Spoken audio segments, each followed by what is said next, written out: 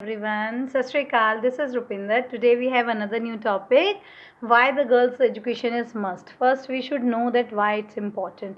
इससे empowerment होता है, economic development, social development होता है और gender equality भी आती है. Let's check out all these points. सबसे पहले जो empowerment होता है उसमें क्या होता है, मतलब लड़कियों को अगर आप चाहते हैं कि उन्हें कुछ सबसे बेहतर दिया जाए तो this is the education which can change their life. Education is thing which can change everyone's life basically. लेकिन लड़कियों के लिए ख़ास तौर पे बहुत ज़रूरी है कि उनकी नॉलेज बढ़े, उनके स्किल्स बढ़े. उससे क्या होता है, नॉलेज और स्किल्स बढ़ने से वो इस चीज़ को अपनी ज़िंदगी को अपलिफ्ट करने के लिए यूज़ कर पाती है, अपने साथ अपने घर वालों का भी भला करती है.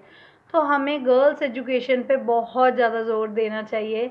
Another one is economic development होता है. इकोनॉमिक डेवलपमेंट कैसे होता है, जब आप किसी लड़की को पढ़ाएंगे वो कमाना चालू करेगी, वो अपनी कमाई को ना तो सिर्फ अपने लिए, अपने परिवार पे भी यूज़ करेगी.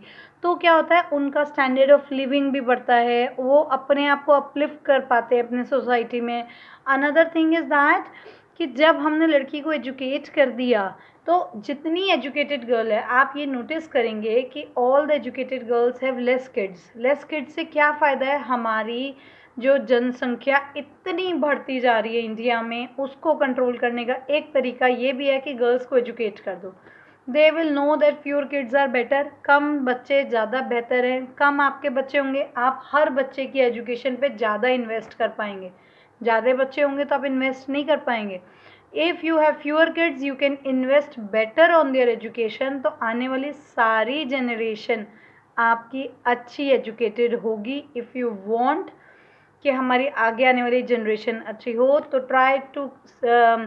ट्राई कि हर लड़की आपके आसपास कहीं दूर दराज में जिसकी आप मदद कर सकते हैं, प्लीज़ उनकी पढ़ाई में मदद कीजिए.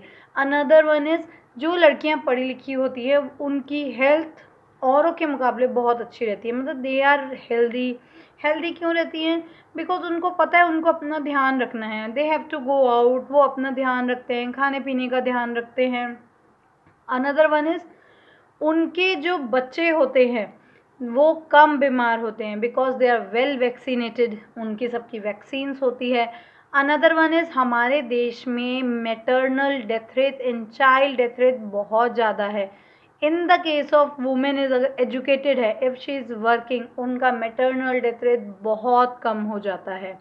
ये बहुत अच्छा तरीका है. हमारे देश में जो बच्चे हैं, पैदा होते बच्चे उनकी डेथ हो जाती है, चाइल्ड डेथ रेशो उसको कम करने के लिए, मैटरनल डेथ रेट को कम करने के लिए, this is the best way to educate the women's.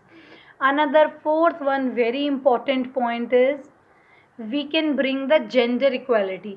What is gender equality? हमारे देश में जेंडर इक्वालिटी होता क्या है बेसिकली कि 1000 लड़कियों पे कितनी लड़कियां हैं, दैट इज़ जेंडर. आप पता कर सकते हैं, 1000 एक शहर में अगर 1000 लड़कियां हैं तो उन पे कितनी गिनती में लड़कियां हैं, तो उसको बोलते हैं जेंडर, मतलब कितना डिफरेंस है.